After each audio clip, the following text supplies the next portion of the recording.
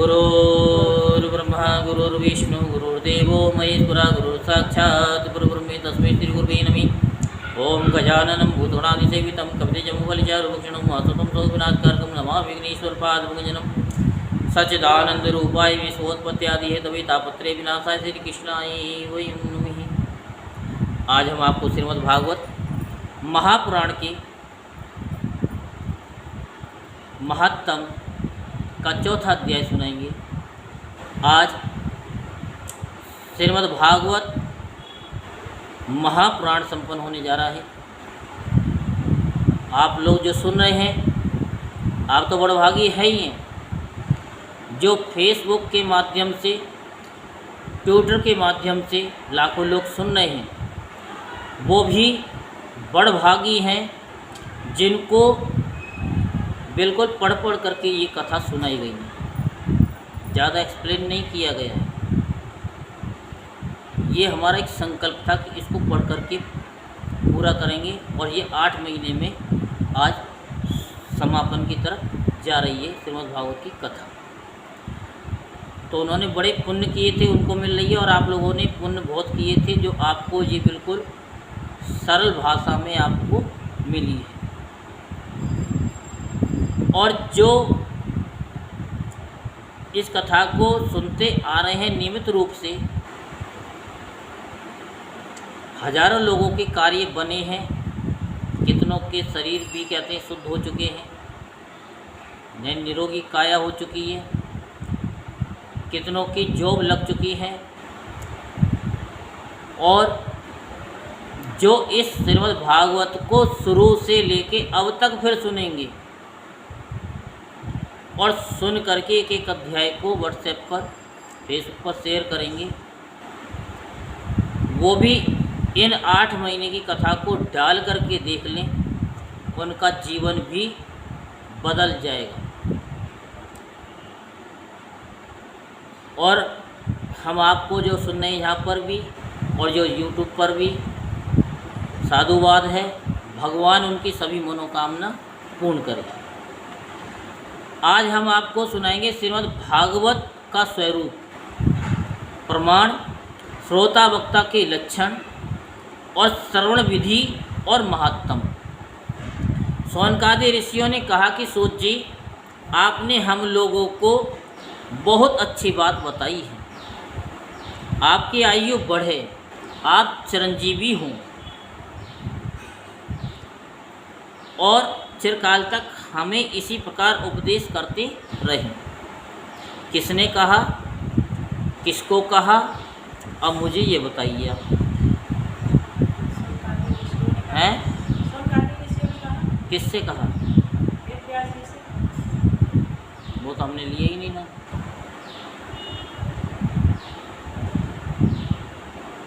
नहीं पता, अभी तो बता। वो जो सुन रहे हैं। अब दोबारा सुनो। शौनकादि ऋषियों ने कहा सूत जी,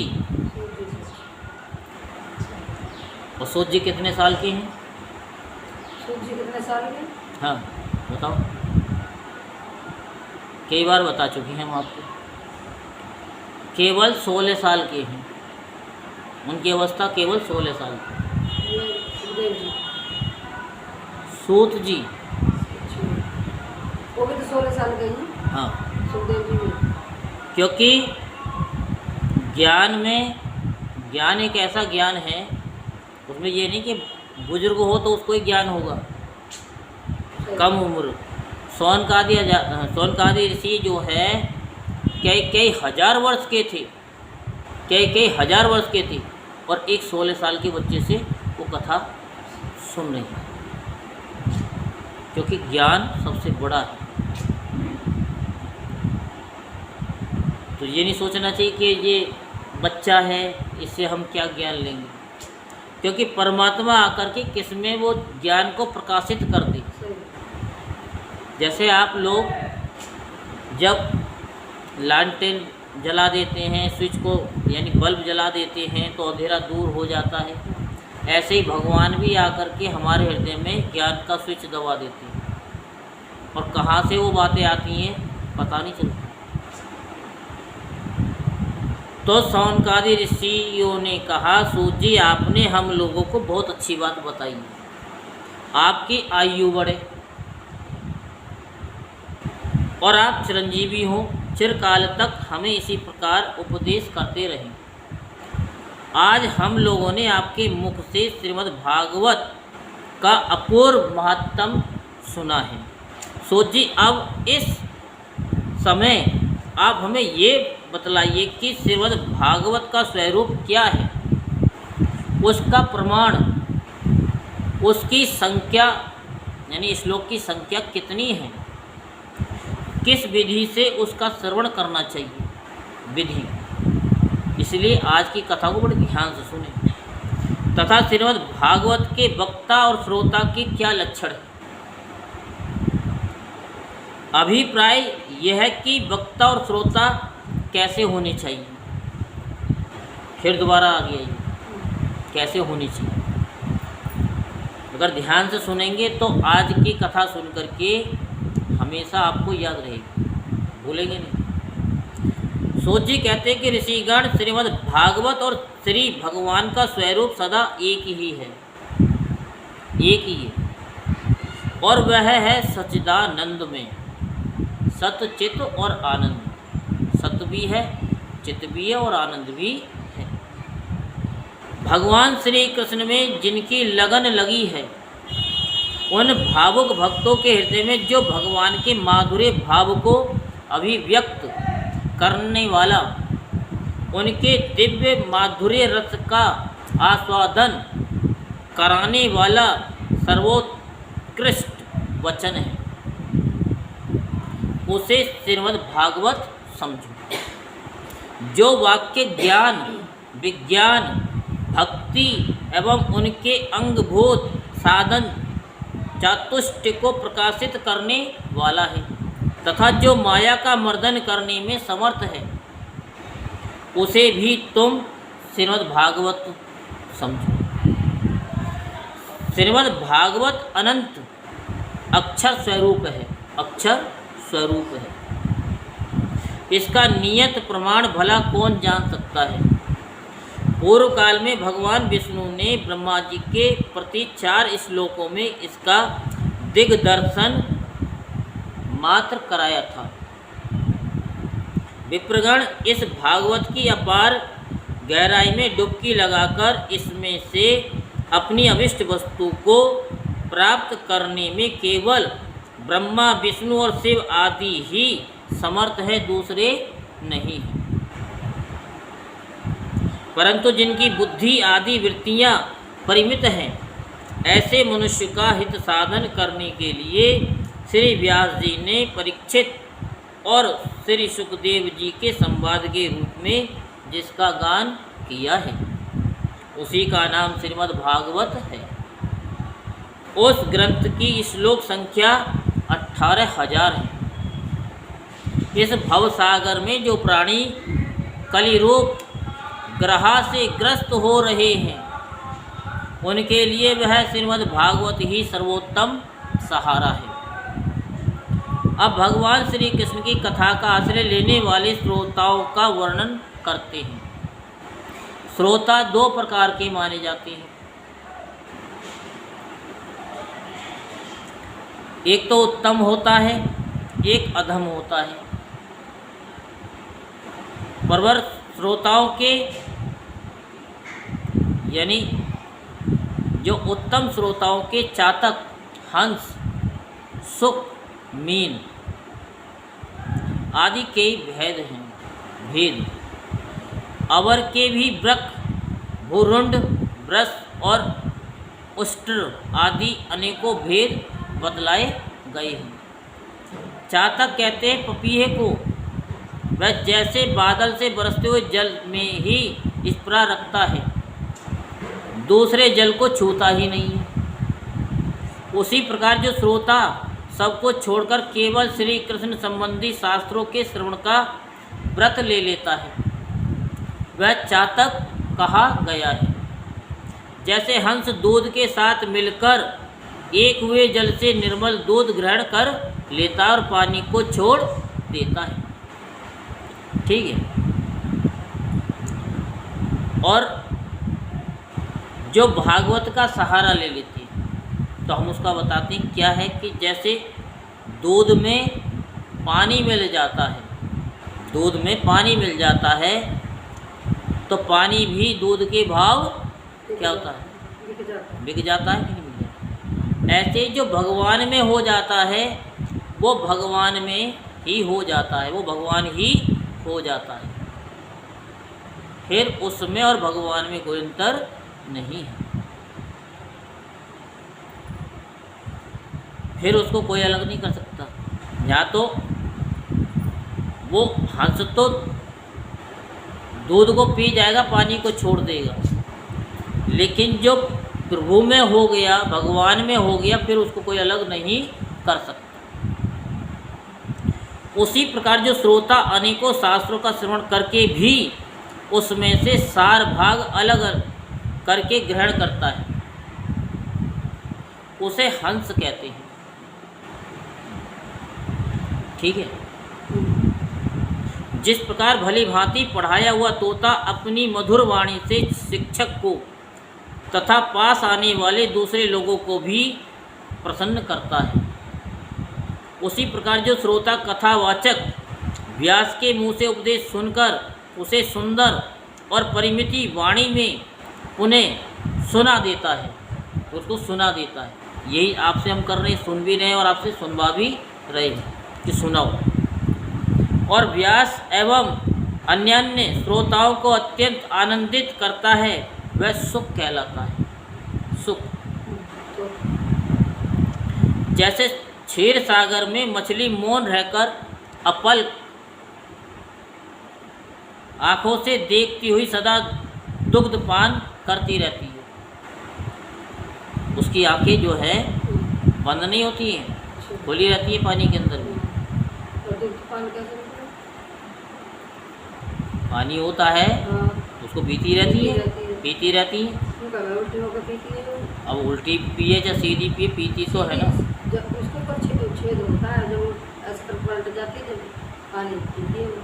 तो रहती है तो पानी के अंदर ही है ना, बाहर तो जाती नहीं है।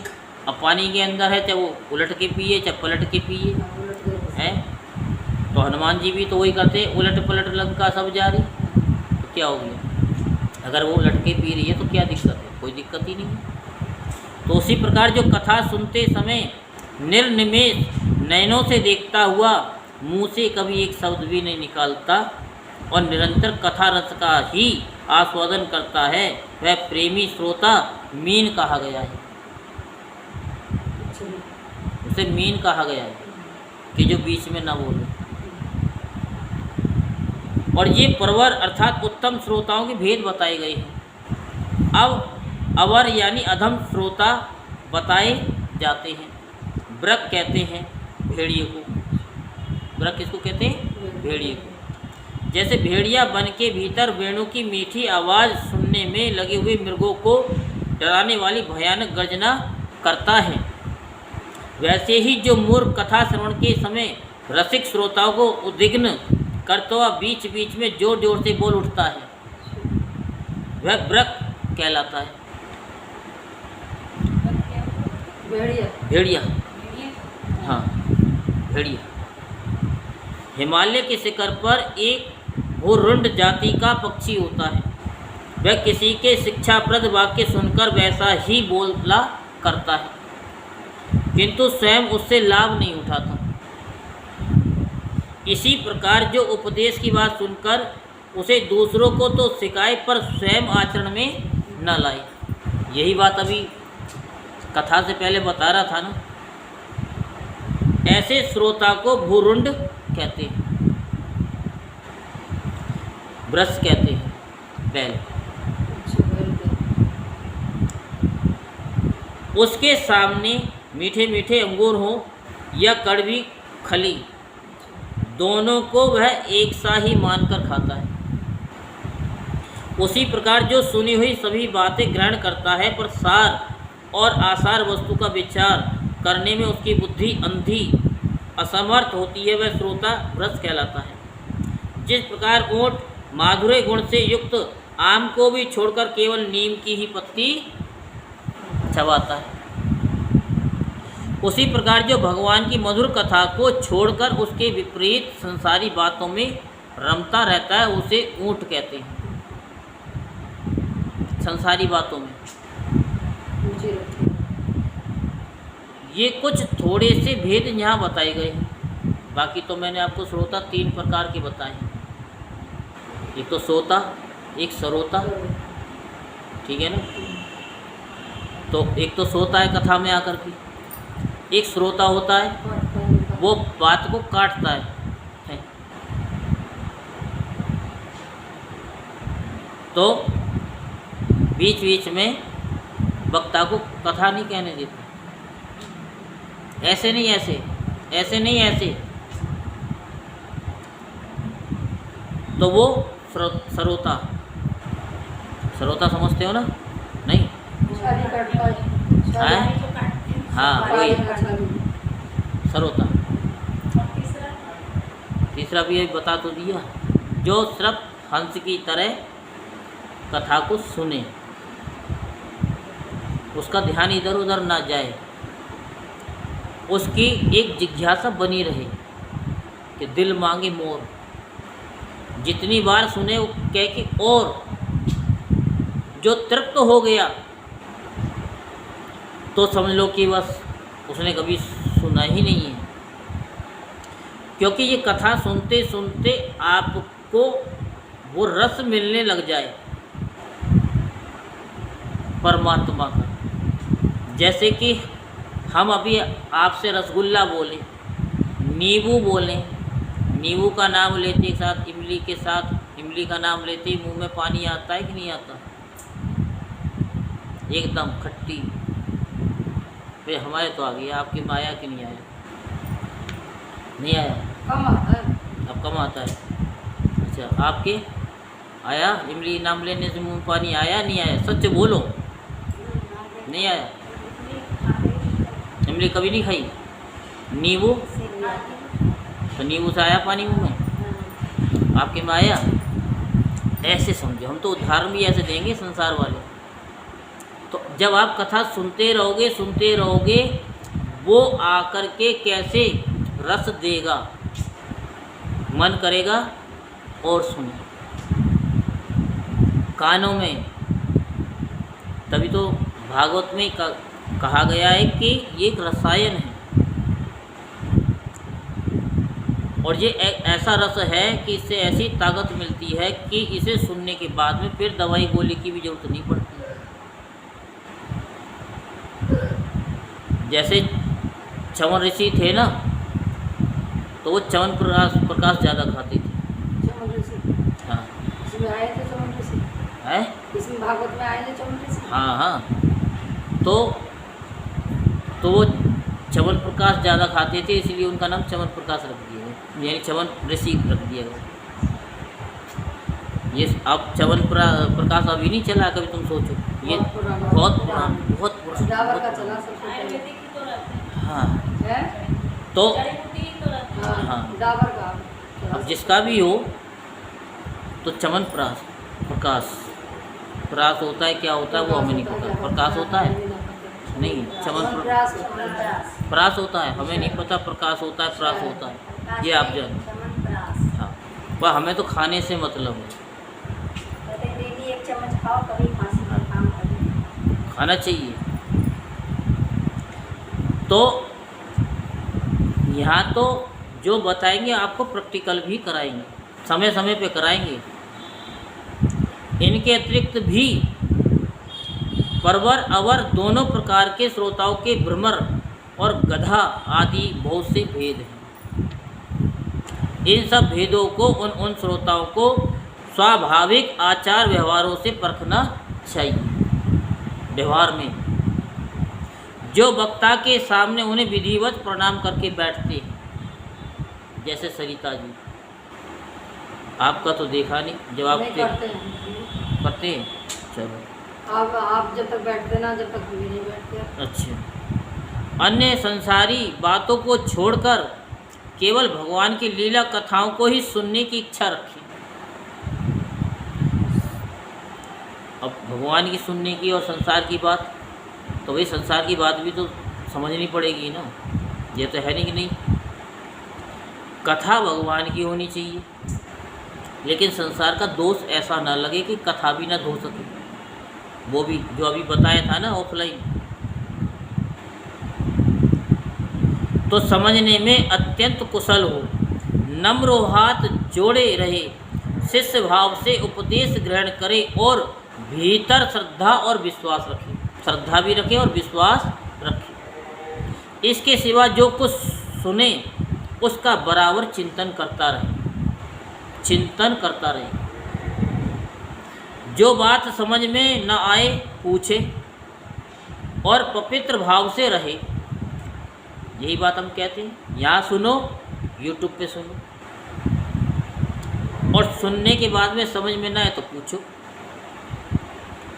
अब क्या पूछोगे, आज तो समापन ही। और वो पूछूंगी एक मिनट। तथा श्री कृष्ण के भक्तों पर सदा ही प्रेम रखता हो। क्या पूछोगे? वही जब उतना खुजली हो रही थी ना भगवान जो समुद्र में, जब उनकी पीठ में खुजली हुई तो उन्हें चैन सा प्राण नींद सी आ गई। तो उस दिन आप बता रहे थे ना, इसमें समुद्र में जो लहरें ऊपर नीचे ऐसे करके चलती हैं, वो इसी के कारण चलती हैं। हाँ। भगवान को जो थोड़ी सी नींद आ गई थी, सांस में थोड़ा वो हो गया था उनका। तो यही बात मैं कई दिन से सोच रही हूँ, तो भूल जाती हूँ, याद रख। हाँ, तो इसमें क्या पूछना है, बता तो दिया आपने सब कुछ। हाँ, तो ये इसका मतलब यही है ना, मैंने ये हाँ। पूछना। तो ऐसे श्रोता को वक्ता लोग उत्तम श्रोता कहते हैं। अब वक्ता के लक्षण बतलाते, जिसका मन सदा भगवान में लगा रहे, जिसे किसी भी वस्तु की अपेक्षा न हो, जो सबका सुहृद और दीनों पर दया करने वाला हो, तथा अनेकों युक्तियों से तत्व का बोध करा देने में चतुर हो। तत्व का, उसी वक्ता का मुनि लोग भी सम्मान करते हैं। वही चीज़ हम आपको बताने जा रहे हैं। एक कहावत है, उस पर रिसर्च चल रही है हमारी। बहुत से कहते हैं कि बच्चे के अंदर लगन नहीं हो तो मास्टर भी कुछ नहीं कर सकता। और वक्ता कितना भी कहते अच्छा बोलने वाला हो, टीचर कितना भी अच्छा बोलने वाला हो, समझाने वाला हो, वो उसे घोल के नहीं पिला सकता। ठीक है, लेकिन हमारा उसी पे ही काम चल रहा है। और उस घोलने के बाद भी अगर किसी की समझ में नहीं आता तो फिर उसके ईश्वर ही मालिक हैं। जितना हम खोल के समझाएंगे ना, कोई नहीं समझाएगा, कोई नहीं समझाएगा एक एक शब्द को। पहले पूरे साल समझाया, पूरी भागवत नहीं हो पा रही। अब तो 8 महीने में भगा भगा करके यूट्यूब वाले भी देख रहे हैं कितने भगा भगा के पढ़ कर। और अगर एक एक शब्द जैसे अब समझा रहा हूँ थोड़ा बहुत, अगर इस एक ही लेसन को करें तो 6-7 दिन में भी एक लेसन नहीं होता अर्थ है। क्योंकि जैसे डाल डाल पे पात पात पे हर उस पर निकलती चली जाती है, ऐसे कथाएं में कथाएं निकलती हुई चली जाती हैं। उसे एक बीज डाली उठती चली जाती है। हाँ, तो ऐसे ही समझो। तो समझाने का हमारा वही रहेगा, लेकिन कुछ कैचिंग पावर शिष्य की होनी चाहिए, उसकी थोड़ी बहुत, कि ये क्या समझाना चाहते हैं। सिर्फ एक बार बोल दे कि हमारी समझ में नहीं आया जी, तो उसे हम समझाएंगे। और जो बिल्कुल ही कहते बैठ गया मुंह खो कर के, पूछना ही नहीं है, हाँ जी सब समझ में आ रहा है, तो फिर तो एग्ज़ाम जब होगा तो फेल ही होगा वो। तो विप्रगण, अब मैं भारतवर्ष की भूमि पर श्रीमद् भागवत कथा का सेवन करने के लिए जो आवश्यक विधि है उसे बतलाता हूँ, आप सुने। इस विधि के पालन से श्रोता की सुख परंपरा का विस्तार होता है। श्रीमद् भागवत का सेवन 4 प्रकार का है। सात्विक, राजस और तामस और निर्गुण, जिसमें यज्ञ की भांति तैयारी की गई हो। बहुत सी पूजा सामग्रियों के कारण जो अत्यंत शोभा संपन्न दिखाई दे रहा हो और बड़े ही परिश्रम से बहुत उतावली के साथ 7 दिनों में ही जिसकी समाप्ति की जाए, वह प्रसन्नतापूर्वक किया हुआ श्रीमद् भागवत का सेवन क्या है? राजस है। क्या है? राजस। राजस मतलब बीच का है, बीच का। तो भी मैंने बताया 1 या 2 महीने में धीरे धीरे कथा के रस का आस्वादन करते हुए बिना परिश्रम के जो श्रवण होता है, बिना परिश्रम के, जैसे आपका बिना परिश्रम के 8 महीने का ये हो रहा है। कब से शुरू हो रही है ये कथा? वो श्राद्धों से पहले हो गया। श्राद्धों से पहले ही शुरू हो रही है। और अब क्या, बैसाख की पूर्णमासी है। हाँ, जेठ लग गया वैसा तब हो गया। ठीक है, आज पूर्णमासी है। हाँ, ठीक है, खत्म हो। तो देखो कहाँ से शुरू हुई और कहाँ पूर्णमासी वाले दिन आपको पूर्ण फल देने के लिए पूर्णमासी वाले दिन ही इस कथा का समापन हो रहा है। तो आज पूर्णमासी है और तारीख है 23 मई 2024, दिन बृहस्पतिवार, गुरुवार, गुरु के दिन हो रहे। तो वह पूर्ण आनंद को बढ़ाने वाला सात्विक सेवन कहलाता है, जो 1 या 2 महीने में की जाता है।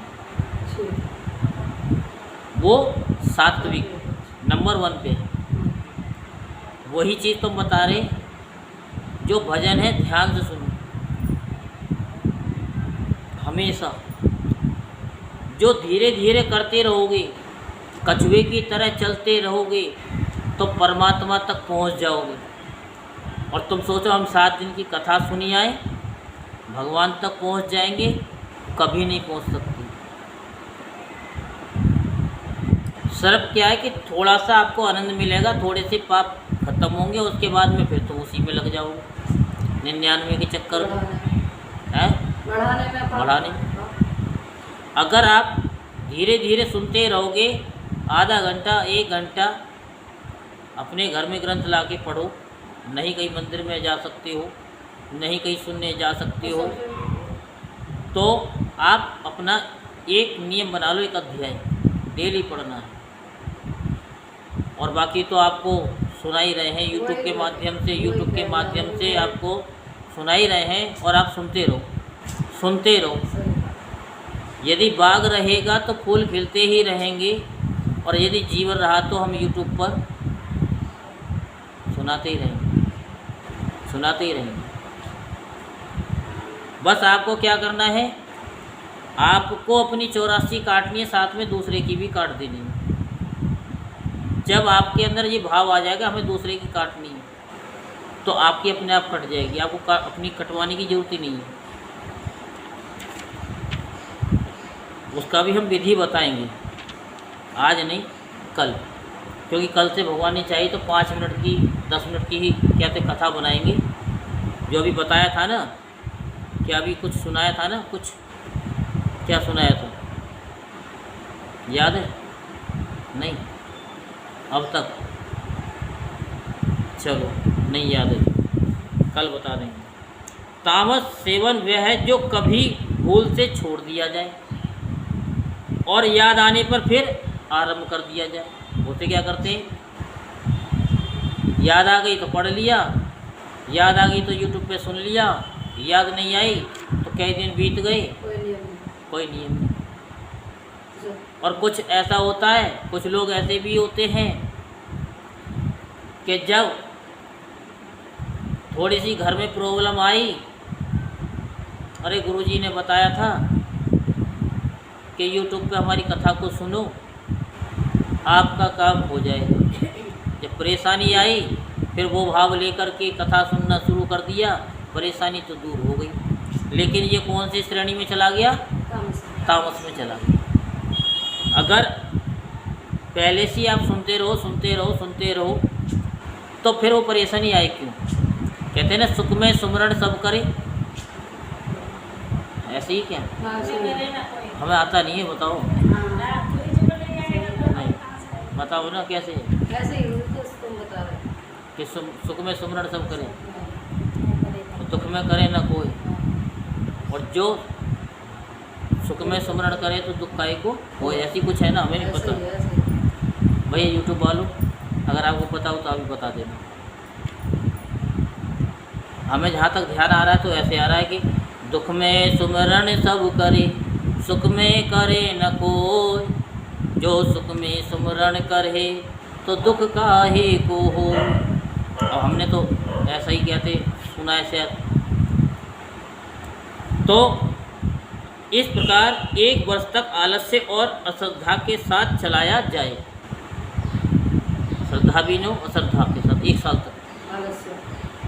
हाँ, आलस्य कभी सुन ली यूट्यूब पे, कभी नहीं सुनी, चला गया। नहीं, नियम है कि यूट्यूब पे हमें सुननी है। इनकी सुभाष चंद्र गौतम गुरु जी के नाम से चैनल है, सुननी वही है भाई। 2012 में तो हमने नहीं कहा था कि किसी की सुनो या मत सुनो, लेकिन जब आप लोगों ने अनुग्रह किया है, अनुरोध किया है कि चैनल पर कथा को सुनाओ, तो आपको सुना रहे हैं। तो अब आप ये भी नहीं कह सकते कि कथा नहीं हो रही है। हम कहीं भी होंगे, कथा आपको यूट्यूब पर मिलेगी। तो आपको चाहे एक कथा सुननी हो, चलते फिरते खाते पीते, लेकिन सुननी है तो सुननी है। नियम ये बना लो, एक तो सुननी, चाहे सुन जाओ क्या थे सारे दिन समय मिले, लेकिन एक सुननी है। लाइक भी करना और कमेंट भी, राधे राधे गुरुजी के नाम से कमेंट करना भी अनिवार्य है, क्योंकि फिर उसी पे हम अपनी बेस देते हैं। ये तामस सेवन भी न करने की अपेक्षा अच्छा और सुख ही देने वाला है। अगर तामस वाला भी कर रहे हैं तो ये कोई बुरा नहीं है, लेकिन नहीं करने से तो अच्छा ही है। कहते हैं ना, something is better than nothing, नहीं से कुछ तो भला है। जब वर्ष महीना और दिनों के नियम का आग्रह छोड़कर सदा ही प्रेम और भक्ति के साथ श्रवण किया जाए, तब वह सेवन निर्गुण माना गया है। अब ये उससे भी ऊपर है, निर्गुण सबसे बढ़िया श्रेणी, कि भाई डिक्टेशन के साथ बच्चा पास हुआ है, बिल्कुल टॉप आया है, जो निरंतर सुनता ही रहे, बहानेबाजी ना लगाए, कथा ही नहीं सुनने को मिलती है। अब तो इतने सॉफ्टवेयर चल गए हैं भाई, हमारे ट्विटर पे सुन लो, शेयर चैट पे सुन लो, कहीं पे भी सुन लो, यूट्यूब पे सुन लो, लेकिन सुनना है तो सुनना है। अगर सुनना आ गया तो सुनाना भी आ जाएगा। तो राजा परीक्षित और सुखदेव के संवाद में भी जो भागवत का सेवन किया हुआ था वह निर्गुण ही बताया गया है। उसमें जो 7 दिनों की बात आती है वह राजा की आयु के बचे हुए दिनों के संख्या के अनुसार है। सप्ताह कथा का नियम करने के लिए नहीं है, नियम करने के लिए नहीं है, उसकी आयु आयु की वजह से। कितनी बार समझा चुके हैं हम आपको, फिर कहोगे कि हमसे ऐसा कहते हैं। 7 दिन कौन से होते हैं ये बताया आपको, सोमवार, मंगल, बुध, बृहस्पति, शुक्र, शनिवार, इतवार, यही 7 दिन होते हैं। इसी में ही आपको मरना है और हमको ही मरना है, सारी दुनिया को इसी में ही मरना है। यही शेष आयु है। अब किसी का पता है कि कौन मंगल को जा रहा है, कौन बृहस्पति को जा रहा है, पता नहीं है ना। जब उनको ये ज्ञान हो गया इन्हीं 7 दिन के अंदर मृत्यु होनी है, तो हम ऐसा क्यों करें कि हाँ जी मंगलवार को ही हमें हनुमान जी को भोग लगाने जाना है, शिवरात्रि वाले दिन ही हमको भोले बाबा पे जल चढ़ाने जाना है। ऐसा नियम करो, ये 7 दिन है तो 7 दिन है तो रोजाना ही हमें जल चढ़ाने शिव जी पे जाना है। गलत तो नहीं कह रहा। तो जब उसको राजा परीक्षित को ज्ञान हुआ कि ये 7 दिन बचे हैं। ये नियम का नहीं जो हम लोग बना देते 7 दिन की। ये 7 दिन जो राजा परीक्षित ने सुनी थी वो दिन रात सुनी थी, ऐसा ही है। आप लोग 3-4 घंटे में पगला जाते हो हैं, 3-4 घंटे में पता नहीं कितनी बार तो पानी पी जाते हैं और कितनी बार जो है कुटर कुटर कुटर कुटर खा जाते हैं। वक्ता जी तो बोलते रहते हैं, वो तो बंधे हुए हैं आसन में, ना तो पी सकते ना खा सकते, और खाएंगे और पिएंगे तो दोष लगेगा। चलो कभी कभार हो गया तो बात दूसरी। तो इसीलिए 7 दिनों की संख्या उनकी शेष बच्ची आयु। ऐसे समझो कि जब तक इंसान परमात्मा की तरफ नहीं आता, और जब परमात्मा की तरफ आ गया तो फिर उसे शेष आयु पता लगी कि अब मेरी आयु कितनी है। ये नहीं हम 50 के हो गए तो आप बाकी नहीं। जब आपको ज्ञान हो जाए तब से समझ लो कि अब आयु परमात्मा के लिए है। अब सोमवार आ जाए, मंगल आ जाए, ऐसा कुछ नियम नहीं। बात समझ में आई कि नहीं आई? कुछ आई, कोई बात नहीं, पूरी भी आ जाएगी। क्योंकि अभी आपको हमने जो बताया था ना, अभी बीच में आप भूल गए, कुछ ऐसा बताया था कि निरंतर कुछ ना कुछ सार, ऐसी कुछ बताया था। चलो कल बताएंगे उसके बाद में, क्योंकि आज समय भी ज़्यादा हो गया। भारतवर्ष के अतिरिक्त अन्य स्थानों में भी त्रिगुण, सात्विक, राजस और तामस अथवा निर्गुण सेवन अपनी रुचि के अनुसार करना चाहिए। रुचि के अनुसार करना चाहिए। तात्पर्य ये कि जिस प्रकार किसी भी प्रकार हो सके श्रीमद् भागवत का सेवन, उसका श्रवण करना ही चाहिए, किसी भी प्रकार। जो केवल श्री कृष्ण की लीलाओं के ही श्रवण, कीर्तन एवं रसास्वादन के लिए ललायित रहते हैं और मोक्ष की भी इच्छा नहीं रखते, उनका तो श्रीमद् भागवत ही धन है। तथा जो संसार के दुखों से घबराकर अपनी मुक्ति चाहते हैं, उनके लिए भी यदि इस भवरोग की औषधि है, यही इस भवरोग की औषधि है। अतः इस कलिकाल में इसका प्रयत्न पूर्वक सेवन करना चाहिए। इनके अतिरिक्त जो लोग विषयों में ही रमण करने वाले हैं, सांसारिक सुखों की ही जिन्हें सदा चाह रहती है, उनके लिए भी अब इस कलयुग में सामर्थ्य, धन और विधि विधान का ज्ञान न होने के कारण कर्म मार्ग यज्ञ आदि से मिलने वाली सिद्धि अत्यंत दुर्लभ हो गई है। ऐसी दशा में उन्हें भी जो सब प्रकार से अब इस भागवत कथा का ही सेवन करना चाहिए। ये श्रीमद् भागवत की कथा धन, पुत्र, स्त्री, हाथी, घोड़े आदि वाहन, यश, मकान और निष्कंटक राज्य भी दे सकती है। अब बताओ इसमें क्या ऐसी चीज़ है जो नहीं है भागवत के सुनने से? बताओ रेखा जी, आप बताओ इसमें ऐसी कोई चीज़ है कि जो ना है? भाई धन भी है, पुत्र भी है, स्त्री भी है, हाथी भी है, घोड़े भी है, वाहन भी है, यश भी है, मकान भी है, निष्कंटक राज्य भी दे सकती है। और क्या बचा? सकाम भाव से भागवत का सहारा लेने वाले मनुष्य संसार में मनोवांछित उत्तम भोगों को भोगकर अंत में श्रीमद् भागवत के ही संग से श्री हरि के परम धाम को प्राप्त हो जाते हैं। बताओ, फिर भी नहीं सुना जा रहा, फिर भी कहते हैं समय नहीं है, और परेशानी आ जाए तो फिर सारे समय है। पंडित जी कहते हैं ना कि हाँ जी चमक दमक रुद्राभिषेक करो, फिर तो 8 घंटे बैठ कर के कराएंगे। जिनके यहाँ श्रीमद् भागवत की कथा वार्ता होती हो तथा जो लोग उस कथा के श्रवण में लगे रहते हो, उनकी सेवा और सहायता अपने शरीर और धन से करनी चाहिए। उन्हीं के अनुग्रह से सहायता करने वाले पुरुष को भी भागवत सेवन का पुण्य प्राप्त होता है। कामना 2 वस्तुओं की होती है, श्री कृष्ण की और धन की। श्री कृष्ण के सिवा कुछ भी चाहा जाए ये सब धन के अंतर्गत है, उसकी धन संज्ञा है। श्रोता और वक्ता भी दो प्रकार के माने गए, एक श्री कृष्ण को चाहने वाले और दूसरे धन को।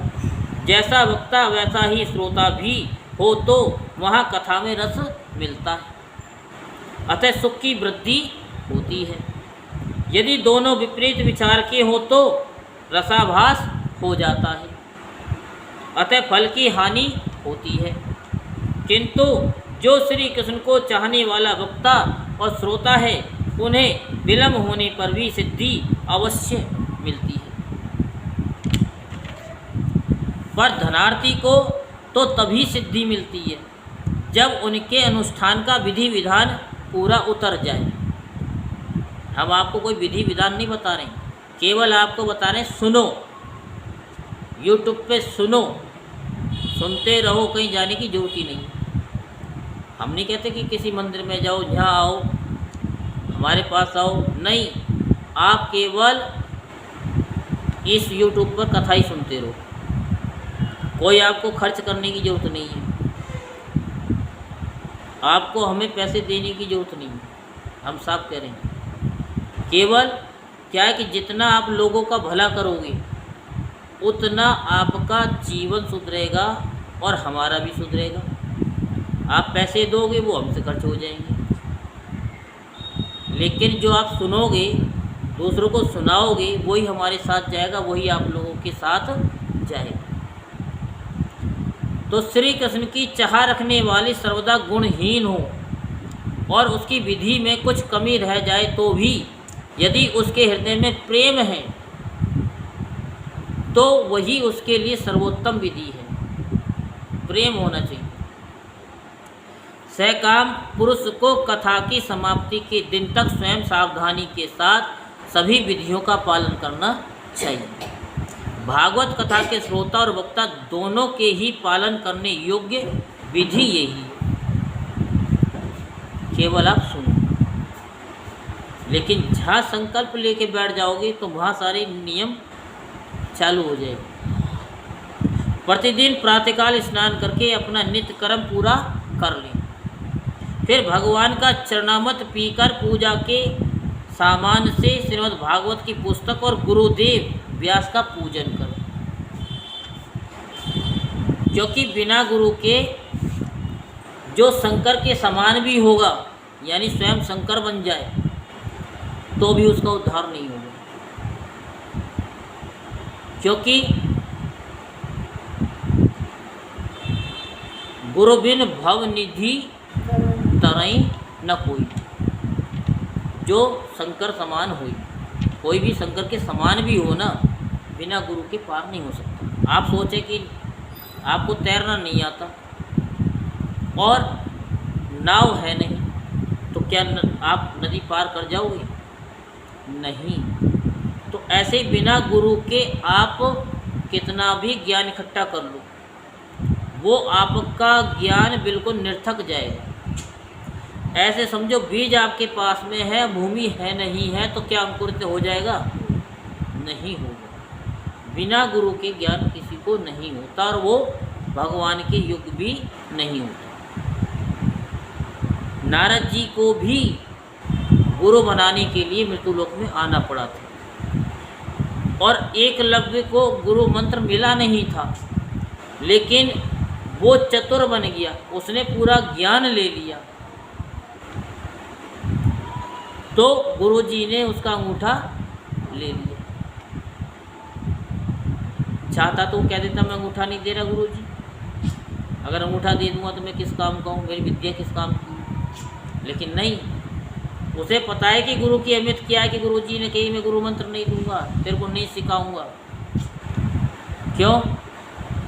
आप तो सोच रहे होंगे कि वो मना कर दिया होगा, कि वो उसके कंपटीशन में नहीं होना चाहिए। नहीं, बिना कंपटीशन के तो कोई हो ही बढ़ ही नहीं सकता। खरगोश था तो कछुआ का कंपटीशन हुआ, ऐसे श्रोता वक्ताओं का भी कंपटीशन होता है और गुरु और शिष्यों का भी कंपटीशन होता है। बिना कंपटीशन के क्या पता कि हम कहाँ जा रहे हैं और वो सामने वाला कहाँ जा रहा है। तो इसलिए गुरुदेव का पूजन करें। इसके पश्चात अत्यंत प्रसन्नतापूर्वक श्रीमद् भागवत की कथा स्वयं कहें। अब मैं नहीं कह रहा हूँ, भागवत कह रही है। वो कहे ना कि हम स्वयं कैसे कर लेंगे। अरे जब तुम बीमार हुए तो इंजेक्शन तुम्हें ही लेना पड़ेगा। अगर आप अस्पताल में हो हैं और रेखा जी गई आपको देखने के लिए, अब डॉक्टर आया इंजेक्शन लगाने के लिए, अब सरिता जी कहें कि रखवा जी इंजेक्शन मैं नहीं लगवाऊंगी, आप लगवा लो, मैं ठीक हो जाऊंगी। तो बोलो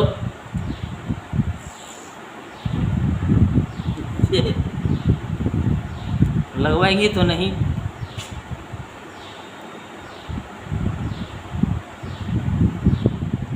आगे से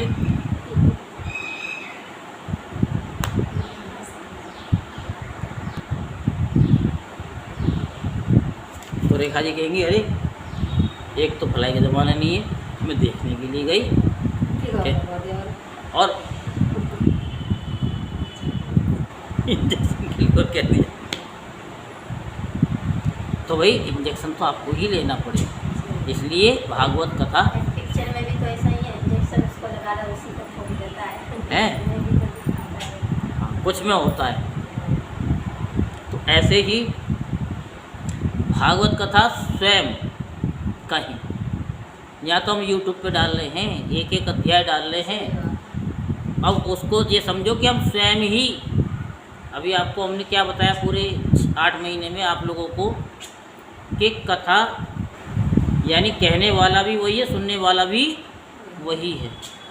तो आप ये सोचो कि हम ही तो कह रहे हैं और हम ही सुन रहे हैं। बताओ। अथवा सुने, अब आगे अथवा सुने, दूध या खीर का मौन भोजन करें, नित्य ब्रह्मचर्य का पालन और भूमि पर शयन करें, क्रोध और लोभ आदि को त्याग दें। प्रतिदिन कथा के अंत में कीर्तन करें और कथा समाप्ति के दिन रात्रि में जागरण करें। अब ये तो आप लोगों को करने की ज़रूरत नहीं है, क्योंकि जब आप यहाँ घंटा सुन के जा रहे हो, YouTube पे भी सुन रहे हो, तो ये क्या है, आपका कीर्तन ही तो चल रहा है। चलिए समय हो गया। समाप्ति होने पर ब्राह्मणों को भोजन कराकर उन्हें दक्षिणा से संतुष्ट करें। कथावाचक गुरु को वस्त्र आभूषण आदि देकर गौ भी अर्पण करें। इस प्रकार विधि विधान पूर्ण करने पर मनुष्य को स्त्री, घर, पुत्र, राज्य और धन आदि जो उसे अभिष्ट होता है वह सब मनोवांछित फल प्राप्त होता है। परंतु सकाम भाव बहुत बड़ी विडंबना है, वह श्रीमद् भागवत की कथा में शोभा नहीं होता। श्री सुखदेव जी के मुख से कहा हुआ ये श्रीमद् भागवत शास्त्र तो कलयुग में साक्षात श्री कृष्ण की प्राप्ति कराने वाला और नित्य प्रेमानंद रूप फल प्रदान करने वाला है। यहीं पर श्रीमद् भागवत महापुराण का महत्तम और श्रीमद् भागवत यहाँ पर उसका समापन होता है। बोलो वृंदावन बिहारी लाल की जय, बोलो बांके बिहारी लाल की जय। जय जय श्री राधे श्याम, जय जय श्री राधे श्याम, जय जय